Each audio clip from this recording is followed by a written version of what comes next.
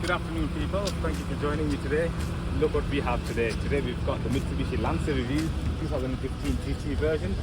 I just bought this car recently and I'm going to do you a quick review of the car, quick breakdown. We're going to take it for a spin, we're going to look inside.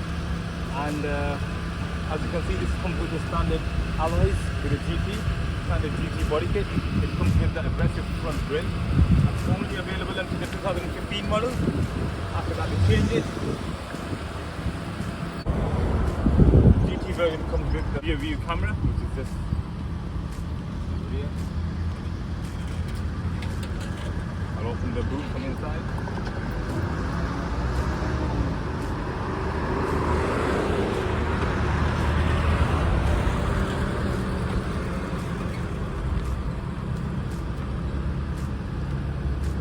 So it has a decent sized boot in it.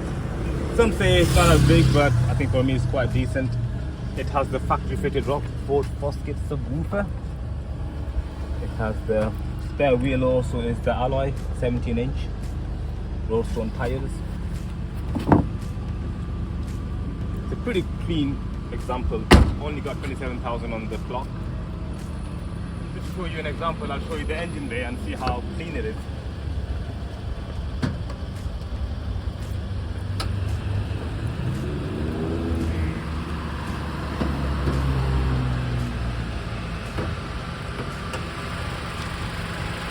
There we go, absolutely immaculate. The 2-litre Mavic engine, which produces 158 horsepower. Pretty. There is factory settings on this car. The only thing that's been changed is the car mats that I've changed. I've got some custom-made maroon car mats.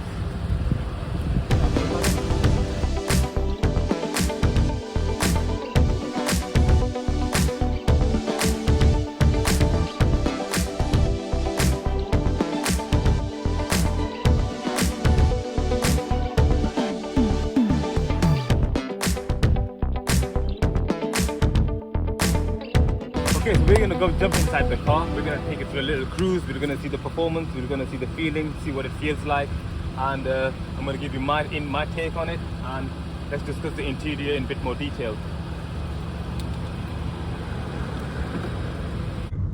So here we are inside the Mitsubishi Lancer 2015 GT edition. So I've been after this car for the last, I think, about 6 to 7 years. Since I first saw it, I fell in love with it. I don't know why I've been delaying it, but finally I got to get the car that I really wanted. I got it in the color that I really wanted, and I'm so privileged to sit in here, drive it around and do a review of the car.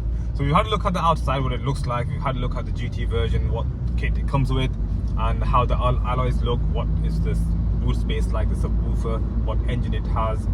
It is giving 158 brake horsepower. It's an automatic. It's got the paddle shift now. Keep in mind the paddle shift only comes in the GT variant. It's a fantastic little toy to play with. The car is not exactly a sports car. You know, if you want a sports car with something with a lot of power, I'd recommend you go for something like the Dodge Challenger, or you go for something like the Ford Mustang, or something in that range. This is a 2-litre budget, like a budget Evo, poor man's Evolution you could call it. It's ideal in the UAE for a family. Plenty around, keeping in mind most of them are the 2-litre GLSs. The GT is getting quite rare. To find one in low mileage, it's pretty much impossible. I'm one of the lucky ones. I managed to find this car, only 27,000 kilometers on the clock. It's unbelievable. To find a car like that, it's pretty much brand new car. I got it, I paid the price for it. However, looking at the features it's got, so first of all, let's start with something special about this car, which is so when they first released this car, it was released with the Rockford Fosgate sound system. That was used as a USP, a unique selling point for the car. The Rockford Fosgate sponsored this car, I think it was. The whole sound system is from them, including the tweeters, and the sound quality in this car is fantastic. I've not heard anything better than in any other car. It has the paddle shift, as I mentioned before. It also has with the gear itself, you can go into manual mode and you can use the Triptonic for this. It does have a CVT gearbox. However, the CVT on these are very smooth, extremely comfortable. compared to some of the Nissan models, which are not as great. Something else it has the touchscreen system. When you go in the reverse mode, it's got the reverse cameras also. I'll just put that and just leave the background music on in the back. Later on, I'm going to put on some tunes, put on the music, so you can see the sound quality, how clear it is. It has sufficient space inside. So next to the gear stick, next to the handbrake, you've got 2 cup holders. You can stick 2 cans in there. It has a little cubby hole here for some coins. I usually put my 1 dirham coins in there, so when I'm going to the cafeteria for a tea, I've also got a dirham available. Now the car itself doesn't come with the aux cable. Now what they've given us is an audio jack. So you've got 2 of these, which you stick in. One's gonna go in this side, one's gonna go into the left. So here's the cable. I've got a pretty long cable because this was the only one that was available. I've got an adapter that adapts the aux to the iPhone. The sound quality is pretty good, and I think that's got a lot to do with it. I don't think just the aux cable on its own would have given the depth of the music, but this one does. Climate control is provided. I'm not sure if the climate control comes with all the cars. I'm pretty sure it does, with all the variants. The left compartment is there. It has the Mitsubishi, still the book with it, the service book and the manuals with the car. Immaculate condition. The sides, it's got some leather, bit of leather, which I don't think the other variants have it. This one has it. Plenty of space in the back. I don't usually carry many people in the back. It's usually me and my wife or just a few of my friends, so it's really spacious for 4 people. It has another armrest here, decent space in there also, not to get rid of all the clutter. And yeah, I mean, these cars are fantastic. They are really, really impressive. I've not heard anything negative about these cars. For maintenance, they're great. There are plenty of Lancers available in the UAE market, so spare parts is not really an issue. Services can be done in any local garages, or you can take it to the Echo or Emirates, or you can take it to Al-Habtoul. For me, it doesn't really matter. But from time to time, it is a good idea to take it to Al-Habtoul, take it to the professionals, get them to do a full check.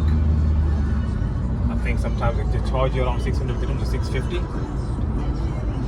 And yeah, another feature that it has the cruise control, which, to be honest, I don't really use. I've not really used it. I think it's cruise control is something when you're doing long distances, maybe on the way to Ras Al Khaimah or on the way to Abu Dhabi. If I'm ever doing a long distance, I'd try it out. But yeah, I'm not really giving it a go yet. You can control the music from the steering wheel itself. The volume is there. The channels you can select. The paddle shifts at the back. I'm going to give you a little preview of that later on. See the power of the car. It has factory fitted fog lights. Oh yeah, and it has the sunroof, which is not ideal for the summer. However, in the winter months, this is definitely getting used. Oh yeah, we're going to get some nice ventilation coming in. At the minute, it's just a lot of hot air coming in, but in the winter, yeah, some nice, fresh, clean, crisp air. Let's give this close this up. And the fact the car does have nice tints as well all the way around. I don't know if it's factory fitted tints or somebody's put them on. I bought it from a lady driver. She had it for, I think, 3 years, but she didn't drive the car. I think it was just parked up in the villa somewhere. It was just parked up for 3 years. I was the lucky person. I got it. I've done a full service on the car, did a full check A to Z, got it fully cleaned up, got a nice polish on it. It has a fantastic glow. And yeah, I'm just enjoying the car. It's just gonna find some bit of empty space, empty road, and we're gonna try out the paddle shifters. And then after that, we're gonna try out the music. The exhaust, I mean, when a lot of people sit inside the car and they always ask me the question, does it have an exhaust system? Because it's got a grunt to it. And it hasn't. I think it's just the GT or the engine. It just produces a really nice sound. It sounds very sporty. But as far as I'm concerned, it doesn't have an exhaust system. Very easy to drive, very smooth, just shifts off. You can put your foot down and it does give you a nice, it can be enjoyed, you know, there's a lot of fun to be had with this car. Down. Let's hope there's some nice music.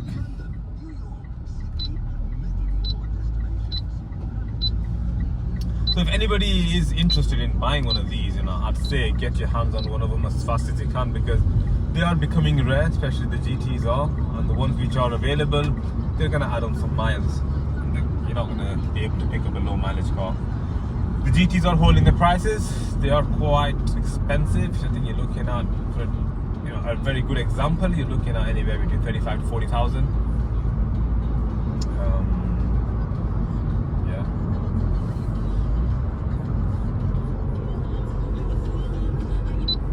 The touchscreen system is quite nice as well. You know, I think the old ones, the 2009 version, when they first released the car, they came with standard. It didn't have the touchscreen. A lot of people that I know, they told me that they should change it. I'm not really a big fan of getting a lot of subs modifications into a car. I like to keep it as factory setting as possible. And probably one of the things that I'm going to do to the car is change the steering wheel, or change the leather on the steering wheel. I'm going to get it unstitched and stitch on a nice new piece of leather with some nice red stitches. I think that would look really nice on the car. I hate the aftermarket covers that people put on. Some people put on the kind of carbon fiber. Just not my thing. I want to keep it as standard as possible.